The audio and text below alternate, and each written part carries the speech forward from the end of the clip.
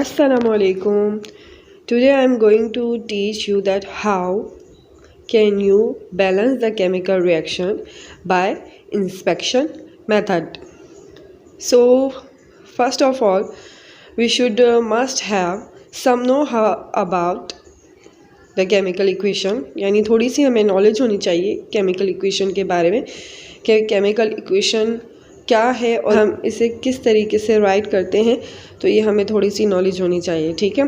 So first of all chemical equation किसी भी chemical reaction को डिस्क्राइब करने का क्या है, एक शॉर्ट हैंड मेथड है। ठीक है। Through the symbols and formula of that substance, जो भी हमारे पास केमिकल फार्मूलाज होते हैं उनको लेकर उनकी मदद से हम किसी भी केमिकल रिएक्शन को डिस्क्राइब करते हैं through the chemical equation.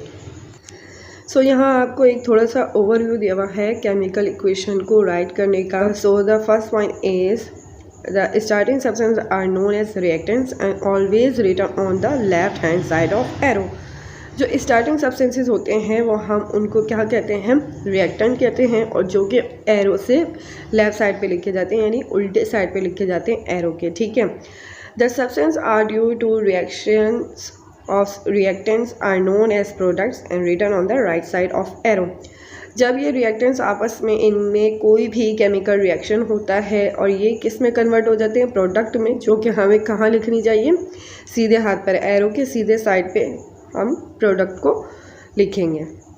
The reactants and products are separated one another by using single arrow or double arrow depending type of reactions। ठीक है। सिंगल एरो हम इरिवर्सिबल रिएक्शंस के लिए यूज़ करते हैं और डबल एरो हम रिवर्सिबल रिएक्शन के लिए यूज़ करते हैं, यानी जो रिएक्शन है वो बोथ डायरेक्शन में हो रहा है, फॉरवर्ड डायरेक्शन में भी और बैकवर्ड डायरेक्शन में भी हो रहा है, तो उसको हम कहते हैं रिवर्सिबल रिएक्शन है और उसको हम डबल एरो से शो करते हैं। ठीक है।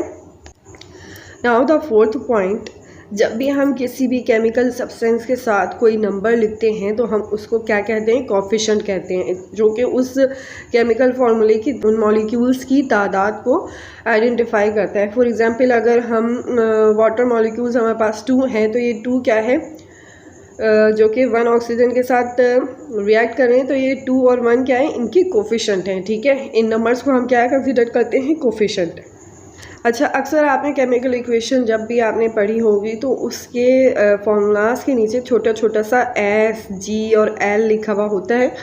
तो ये क्या ये एक्सप्रेशन आपको क्या शो करती है, ये इसकी स्टेट बताती है किसी भी सब्सटेंस की, आया कि ये सॉलिड है, लिक्विड है या गैस है। अगर सॉलिड है तो एस लिखा हुआ होगा, गैस है तो जी लिखा हुआ होगा, और अगर लिक्विड है तो एल लिखा हुआ होगा छोटा सा। ठीक है। तो ये आपको क्या आइडेंटिफाई करती है, स्टेट डिफाइन करती है उस सब्सटेंस की कि ये किस फॉर्म में प्रेजेंट है केमिकल रिएक्शन के अंदर। Now the last point is the expression express A Q that substance is in the form of solution. जब भी किसी सब्सटेंस के साथ, किसी केमिकल फार्मूले के साथ ए क्यू छोटा सा लिखा हुआ होगा तो वो क्या इंडिकेट कर रहा है कि एक्वस में है, यानी जो आपका सब्सटेंस है वो सॉल्यूशन की फॉर्म में प्रेजेंट है केमिकल रिएक्शन के अंदर। इसी तरीके से अगर हम कोई भी दूसरी सोर्स या कैटलिस्ट को यूज़ करते हैं केमिकल रिएक्शन के अंदर तो उसको हम कहाँ लिखेंगे, एरो के ऊपर लिखेंगे। आया हमने इसमें कौन सा कैटलिस्ट, कौन सा मॉलिक्यूल कैटलिस्ट के तौर पर यूज़ किया है या कौन सी हीट एनर्जी यूज़ की है, तो वो हम एरो के ऊपर लिखेंगे। फॉर एग्जांपल आपके पास यहाँ पर एक केमिकल इक्वेशन इन्होंने लिख के दिखाई हुई है जिसमें 2 हाइड्रोजन मॉलिक्यूल 1 ऑक्सीजन के साथ रिएक्ट करके क्या बना रहे हैं, 2 वाटर मॉलिक्यूल्स को फॉर्म कर रहे हैं। ठीक है। तो अब ये नंबर जो है वो कोफिशिएंट्स कहलाएंगे। जो जी स्मॉल लिखा हुआ है वो गैसियस स्टेट है।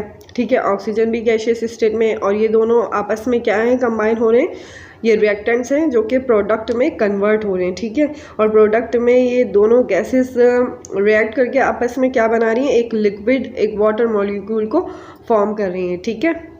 तो बजाय इनके फुल नेम्स लिखने के तो हम इसको इस तरीके से, यानी केमिकल इक्वेशन को इस तरह लिखेंगे, मॉलिक्यूल्स के साथ और इनके फार्मूलाज और कोफिशिएंट के साथ। ठीक है। ना वहाँ आपको डिस्कस किया है कि केमिकल इक्वेशन को किस तरीके से राइट करते हैं, किस तरीके से लिखते हैं, लेकिन अब यहाँ पर आपको बैलेंस करने का मेथड बताया जा रहा है। तो सबसे पहला पॉइंट यही है कि हमेशा रिएक्टेंट्स जो हैं वो लेफ़्ट साइड पे लिखेंगे और प्रोडक्ट जो है वो राइट साइड पे लिखेंगे। और उसके बाद आपका सेकंड पॉइंट ये है कि सबसे पहले तमाम एटम्स को, जितने भी नंबर ऑफ़ एटम्स हैं वो बोथ साइड पर यानी दोनों साइड पर क्या करेंगे, हम बैलेंस करेंगे कि यानी फॉर एग्जांपल अगर ऑक्सीजन यहाँ पर 4 हैं तो उस साइड पर भी 4 होने चाहिए बैलेंसिंग इक्वेशन में। अगर कार्बन यहाँ पर 3 है तो वहाँ पर भी दूसरी साइड पे यानी प्रोडक्ट साइड पे भी क्या होने चाहिए, 3 होने चाहिए। थर्ड पॉइंट आपसे क्या कह रहा है कि अगर दोनों साइड पर सब्सटेंसेस के जो एटम्स हैं वो अनइक्वल हैं यानी एक जगह ज़्यादा है और एक जगह कम है, तो फिर हम किस मेथड से बैलेंस करेंगे इक्वेशन को, बाय इंस्पेक्शन मेथड। ठीक है, एक आयन इलेक्ट्रॉन मेथड भी होता है जिसके थ्रू हम रिडॉक्स केमिकल रिएक्शंस को बैलेंस करते हैं, लेकिन यहाँ पर चूँकि जो दोनों साइड पर एटम्स हैं वो अनइक्वल हैं, that's why we balance this equation by inspection method. जब हम सारे तमाम एटम्स को दोनों साइड पर बैलेंस कर लेंगे तो फिर हम चेक करेंगे कि आया हमने बैलेंस जो की है, बैलेंसिंग जो की है एटम्स की, वो सही की है या नहीं।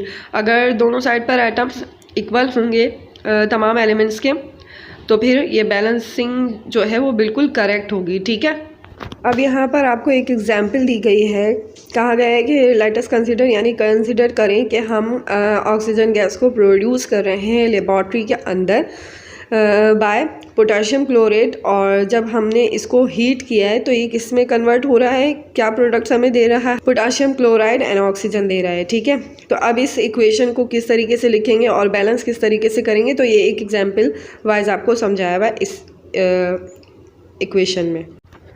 सो फर्स्ट स्टेप में हम क्या करेंगे, करेक्ट फार्मूलाज लिखेंगे, जितने भी रिएक्टेंट्स यूज़ हो रहे हैं और जितने भी प्रोडक्ट्स में कन्वर्ट हो रहे हैं वो रिएक्टेंट्स, उसको बोथ साइड पे करेक्ट फार्मूला में उसको लिखेंगे। ठीक है, नाउ सेकंड पॉइंट में हमें क्या करना है कि तमाम एटम्स को दोनों साइड पर बैलेंस करना है। ठीक है, अगर आप इस इक्वेशन में देखें तो रिएक्टेंट साइड पर पोटाशियम और क्लोरीन 1 1 है, और अगर प्रोडक्ट में बात करें तो दोनों 1 1 में प्रेजेंट है।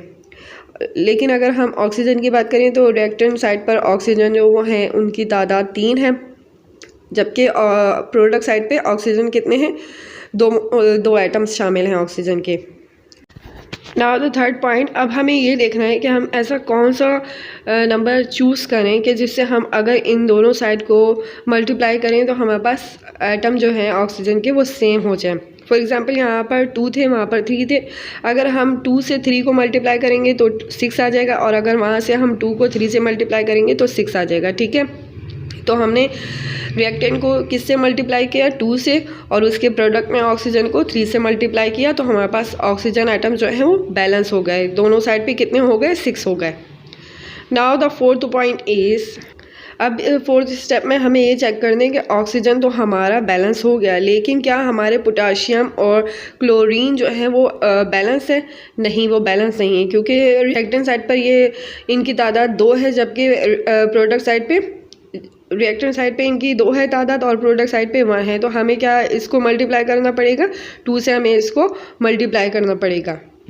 ना अब हम एंड में चेक करेंगे कि हमने जो अपनी बैलेंस की है इक्वेशन वो सही की है या गलत की है, तो हम इसके एटम्स को काउंट करेंगे दोनों साइड पे। ठीक है, पोटाशियम हमारी रिएक्टेंट साइड पे 2 है, प्रोडक्ट साइड पे भी 2 हैं, क्लोरीन हमारी रिएक्टेंट साइड पे 2 हैं, प्रोडक्ट में भी 2 हैं, ऑक्सीजन आइटम्स हमारे रिएक्टेंट साइड पे 6 हैं, जबकि ऑक्सीजन हमारे प्रोडक्ट साइड पर भी 6 हैं।